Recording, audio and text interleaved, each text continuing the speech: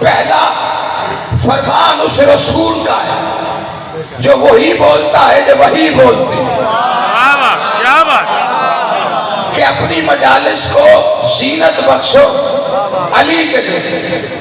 اب لوگ کہتے ہیں جی علی علی کیوں کرتے ہو؟ پہلا حکم رسول، دوسرا مجلسوں میں کس وجہ سے کرتے ہیں؟ دیکھیں کربلا میں جتنے افراد اکٹھے ہوئے، یزید نے قتل حسین کے لیے جو حکم دیا، اور وہ ابن زیاد جس نے اس قتل کو عملی جامہ پہنا، وہ ابن سعد جو اس لشکر کا کمانڈر تھا، اور وہ شمر ملعون جو قاتل حسین قرار پایا، یہ سارے لوگ جو اکٹھے ہوئے تو امام حسین نے ان سے پوچھا تھا کہ مجھے قتل کرنا کیوں چاہتے ہیں؟ کیا میں نے نانا کی شریعت میں کوئی تبدیلی کی؟ کیا میں نے کسی حلال کو حرام قرار دیا؟ تو انہوں نے یہ نہیں کہا کہ شریعت میں تبدیلی ہے یا آپ نے حرام کو حلال قرار دیا ہے، ان سب نے ایک ہی وجہ بتائی قتل حسین کی، بغضاً لأبی، آپ کے بابا علی کے بغض میں۔ توجہ توجہ توجہ، فیصل آباد ہے، مرکزی چوک ہے، اور یہ جملہ چھوٹا نہیں جو فراددر کاظمی کلیجہ پھاڑ کے ممبر پر رکھنے لگا ہے۔ آپ نے اس جملے کو لیفٹ ہی نہیں کرائی۔ انہوں نے یہ نہیں کہا کہ کسی شریعت میں تبدیلی کی بغاوت کی وجہ سے ہم نے آپ کو قتل کرنا ہے، انہوں نے کہا کہ ہم نے آپ کو قتل کرنا ہے آپ کے باپ علی کے بغض میں۔ یہ کسی کا خیال نہیں ہے، یہ کسی کی سوچ نہیں ہے، یہ کسی کا گمان نہیں ہے، یہ کسی خطیب کی خطابت نہیں ہے، یہ کسی شاعر کی شاعری نہیں ہے، یہ جملہ چھوٹا نہیں ہے کہ آپ کو آپ کے باپ علی کے بغض میں قتل کرنا ہے، یہ اقرار جرم لشکر یزید ہے۔ کیا بات ہے، کیا بات، جیو کیا بات، کیا کہیں گے؟ یہ لشکر یزید کا اقرار نامہ ہے کہ آپ کو قتل کرنا ہے بغض علی میں۔ تو اب حسین قتل ہوئے ہیں بغض علی میں۔ حسین کو یزید نے جو قتل کرنے کا حکم دیا وہ بغض علی میں بھی۔ اچھا یہ علماء نے بھی اس بات میں کوئی تردید نہیں کی، انہوں نے بھی یہی لکھا ہے کہ حسین قتل ہوئے بغض علی، یہ نہیں لکھا کہ پانی پہ جھگڑا تھا، یہ نہیں لکھا اقتدار کا جھگڑا تھا، جائیداد کا جھگڑا تھا، انہوں نے بھی لکھا۔ اچھا جتنے کربلا میں افراد، دیکھیں ایک طرف لاکھوں کا لشکر اور وہ تیر چلا رہے ہیں بغض علی، تلوار چلا رہے ہیں بغض علی، پانی بند کیا ہے بغض علی۔ اچھا ان سے سب نے پوچھا قتل کیوں کرنا چاہتے ہو؟ انہوں نے کہا بغض علی۔ تیر کیوں چلائے؟ کہا بغض علی۔ تلواریں کیوں چلاتے ہو ان پہ؟ کہا بغض علی۔ پانی بند کیوں کیا؟ بغض علی۔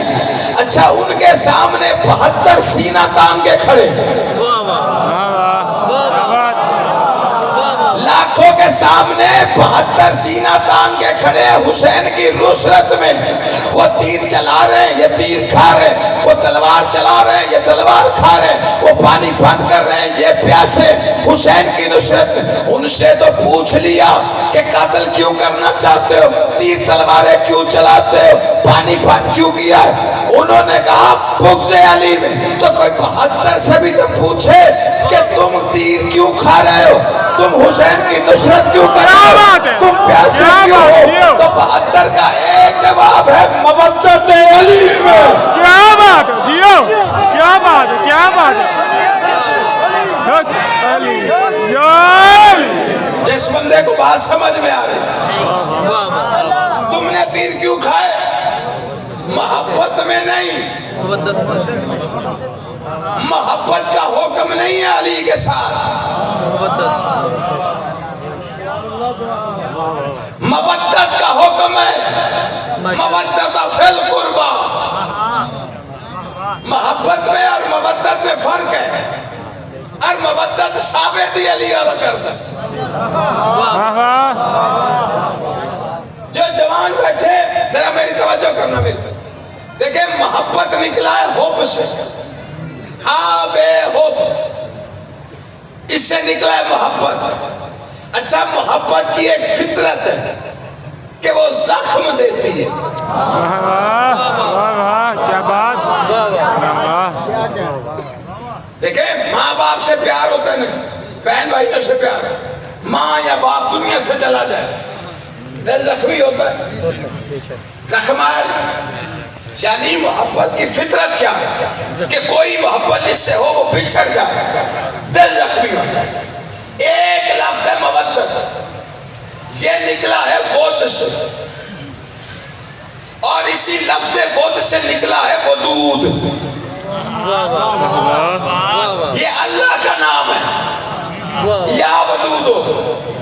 مولی ناکھے کو خوب دی تسبیح دے، وہ کہتا پڑھ یا ودودو۔ میں کہا مولی صاحب یا ودودو کا مطلب کیا؟ یہ تو اللہ کا نام ہے، اس کا مطلب کیا ہے؟ کہ اس کا مطلب ہے اے مودت کرنے والے۔ تو میں نے کہا وہ تو حکم دے رہا ہے کہ مودت رکھو ان سے۔ اس کا مطلب ہے کوئی ہے جن سے وہ بھی مودت رکھتا ہے، اس کا مطلب ہے خود بھی ان سے مودت رکھتا ہے اور مودت رکھنے کا حکم بھی دیتا ہے۔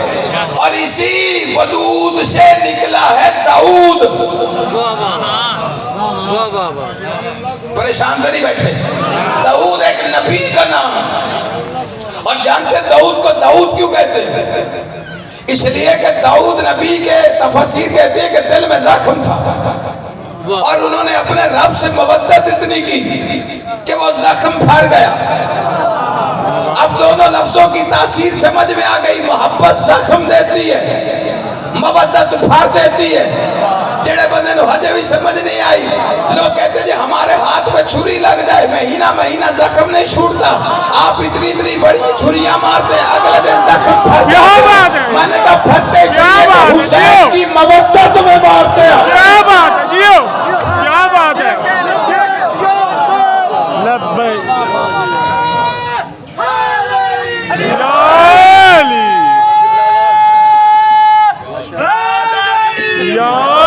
توجہ ہے کہ نہیں آپ کہ یہ ایک تاریخی حقیقت ہے کتابوں میں لکھی ہوئی کہ قتل حسین بغض علی میں ہوا، اور جہاں کتابوں میں یہ لکھا ہے وہاں کتابوں میں یہ بھی لکھا ہوا ہے کہ جنہوں نے جان نثار کی وہ مودت علی میں کی۔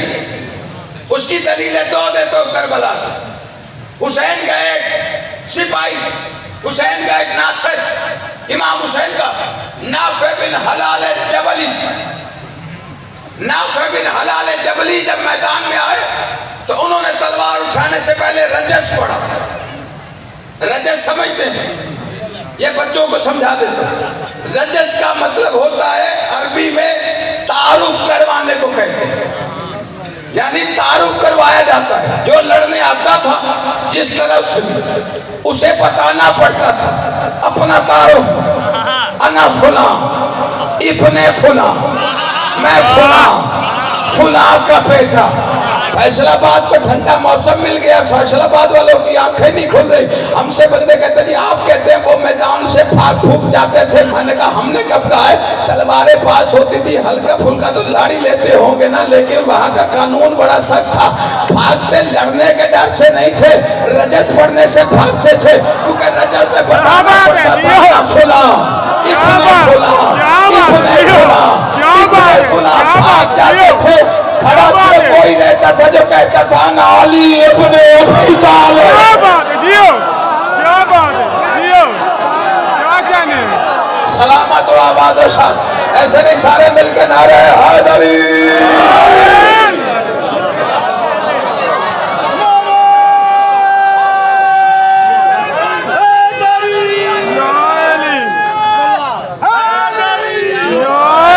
رجس ہوتا ہے تعارف، یعنی آنے والا بتائے میں کون ہوں، میں کس کا بیٹا ہوں، میں کس کی طرف سے لڑ رہا ہوں، میں کس سے لڑ رہا ہوں اور میں کیوں لڑا ہوں، میرا قبیلہ کون سا ہے۔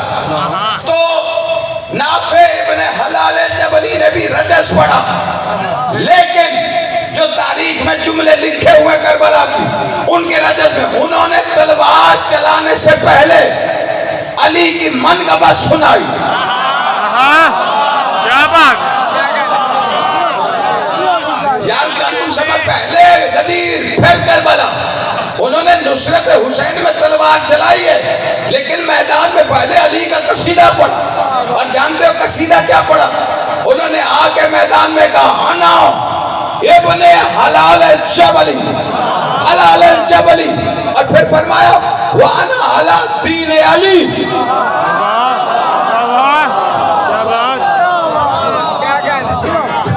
یار ویسے میں سارا دن دا نا گھٹی بجا بجا کے میں کتے ہی نہیں کھلوں گا, تسی بہ کے سنتا ہی نہیں. تو ایک مہون سفرہ دا کٹھا ہویا, تو بہ جاتے اسی سو جاتے. حلال جبلی نے کیا کہا؟ انا نانا جملہ سننا اور لوگ سلینا. نولا کو مخاطب کر کہتا انا علی دین علی. کیا بات. وَدِينُهُ دین محمد. ہلال نے کہا میں نافع نے کہا میں ہلال جبلی کا بیٹا ہوں اور علی کے دین پہ ہوں, اور اس کا دین دین محمد ہے.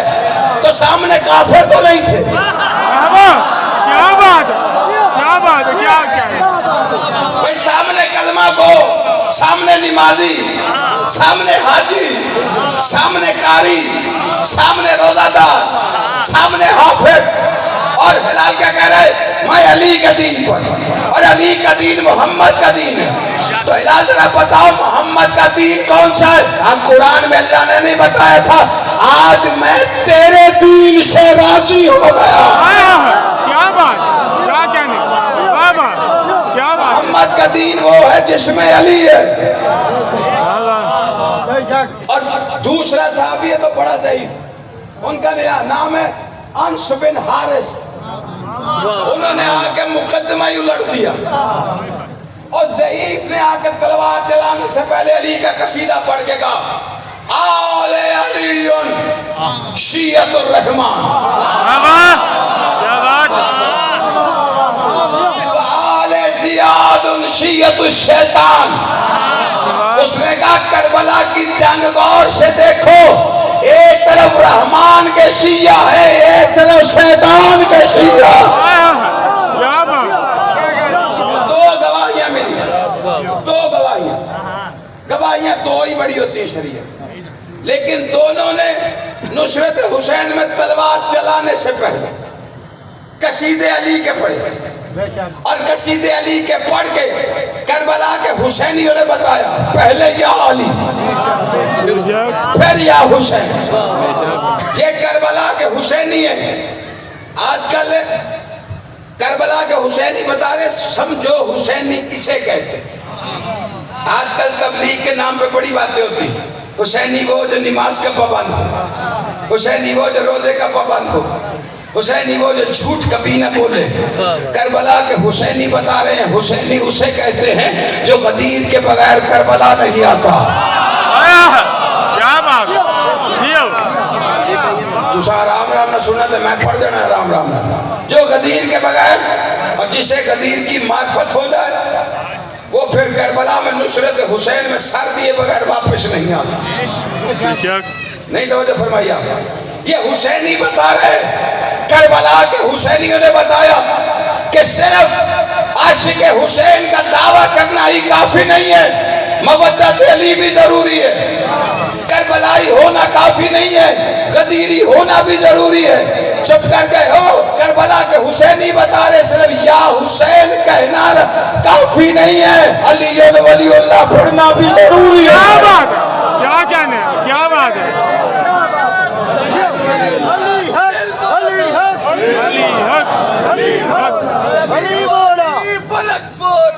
علی مولا, علی مولا.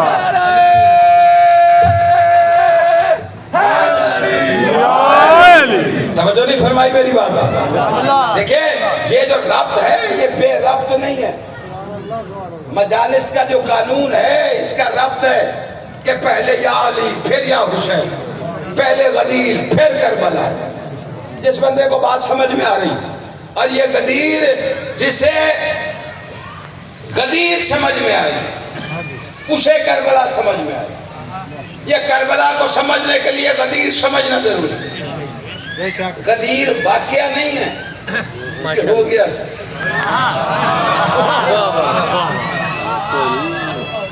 غدیر امتحان کا نام ہے.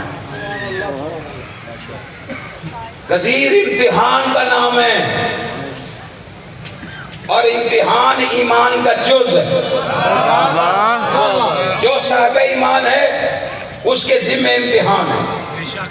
حاسب الناس یترکوا یقولوا آمنا. لوگوں نے یہ گمان کر لیا ہے کہ چھوڑ دیے جائیں گے یہ کہہ کر کے ایمان لے آئے.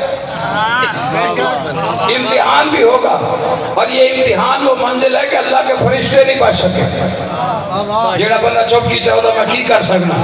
اللہ نے فرشتوں کا امتحان لیا ہے خلافت آدم کے ذریعے, ابراہیم کا امتحان لیا اسماعیل کے ذریعے, یعقوب کا امتحان لیا یوسف کے ذریعے, محمد کی رسالت کا امتحان لیا غدیر کے ذریعے, مومنوں کا امتحان لیا علی ولی اللہ کے ذریعے. کیا بات ہے, کیا کہنے